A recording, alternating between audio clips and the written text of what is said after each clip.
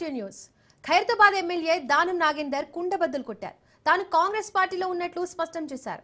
Car గుర్తుపై గెలిచిన దానం కాంగ్రెస్ లో చేరినట్లు బీఆర్ఎస్ పార్టీ ఎప్పుడో స్పీకర్ కు ఫిర్యాదు చేసింది.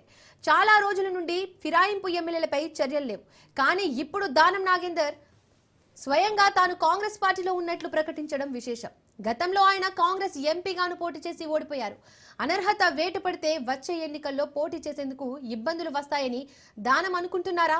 రాజీనామా చేస్తే అనర్హత ఇష్యూ అటకెక్కుతోందని దానం భావిస్తున్నారా అనేది పొలిటికల్ సర్కిల్స్ లో వినిపిస్తున్న మాట. హైదరాబాద్ కేంద్రంగా రాజకీయాలు చేసే దానం నాగేందర్ కు జీహెచ్ఎంసీ ఎన్నికలు కీలకం. కాంగ్రెస్ పార్టీని గెలిపించి ఉన్నత పదవి సాధించాలనే పట్టుదలతో ఉన్నట్లు సమాచారం. అనర్హత అంశం, జీహెచ్ఎంసీ ఎన్నికలు, దానం నాగేందర్ రాజీనామా చేస్తే వచ్చే రాజకీయ మార్పులపై పొలిటికల్ సర్కిల్స్ లో చర్చ జరుగుతోంది.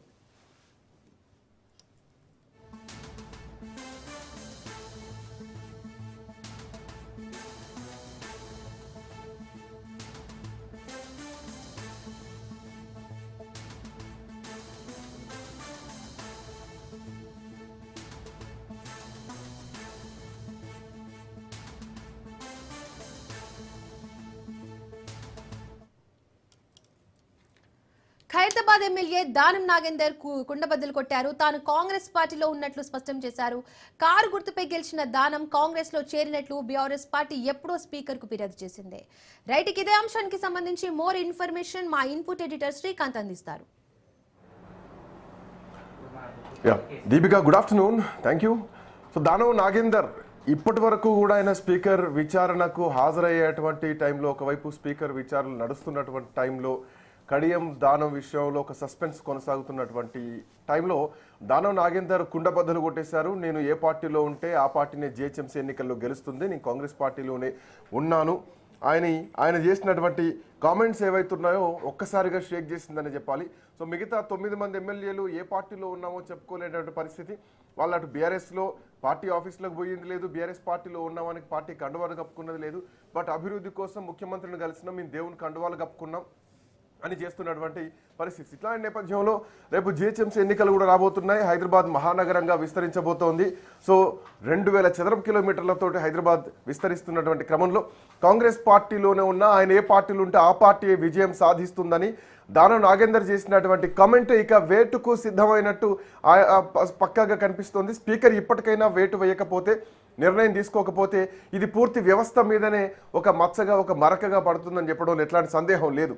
సో ఖైరతాబాద్కి ఉప ఎన్నిక ఇక తథ్యం అనే చెప్పాలి. ఇక కడియం శ్రీహరి విషయంలో కొంత తాత్సారం నడుస్తుంది. ఆయన బీఆర్ఎస్ పార్టీలోనూ ఉన్నా అని చెప్తున్నప్పటికీ ఆయన చేసినటువంటి కామెంట్స్ కానీ, సభా వేదికలపైన చేసినటువంటి కామెంట్స్ కానీ, కూతురు కడియం కావ్య కోసం ఆయన చేసినటువంటి ప్రచారాలు కానీ, కాంగ్రెస్ పార్టీకి ఓటు వేయాలని చెప్పడం కానీ, మొన్న గ్రామ పంచాయతీ ఎన్నికల్లో కూడా కాంగ్రెస్ పార్టీకే ఓటు వేయాలంటూ ఆయన చేసినటువంటి ప్రచారాలు మొత్తం కూడా కంప్లీట్లీ అంటే బీఆర్ఎస్ పార్టీలో కేవలం పార్టీ జీతంలో పార్టీ ఫండ్ కట్ అవుతుంది అన్నటువంటి ఒక్క పాయింట్నే స్పీకర్ మెన్షన్ చేస్తూ అసలు పూర్తిగా ఆ పిటిషన్నే తోసిపుచ్చారు. బట్ ఎవిడెన్స్లు మాత్రం ఉన్నాయి, ఖచ్చితంగా దీనిపైన న్యాయ సమీక్షకు వెళ్తామని బీఆర్ఎస్ పార్టీ చెప్పింది. సో డెఫినెట్లీ వాళ్ళు మళ్ళీ కోర్టుకి అప్రోచ్ అవబోతున్నారు. సో ఇట్లాంటి నేపథ్యంలో దానం నాగేందర్ చేసినటువంటి కామెంట్స్ ఇక ఉప ఎన్నికకు రంగం సిద్ధమవుతోంది.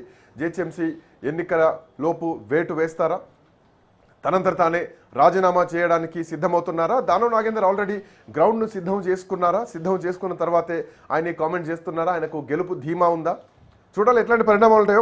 ఓవైపు కేసీఆర్ బయటకు వచ్చారు, మరోవైపు నిన్న రేవంత్ రెడ్డి చాలా సీరియస్ కామెంట్స్ చేశారు, విపరీతమైన కామెంట్స్ చేశారు.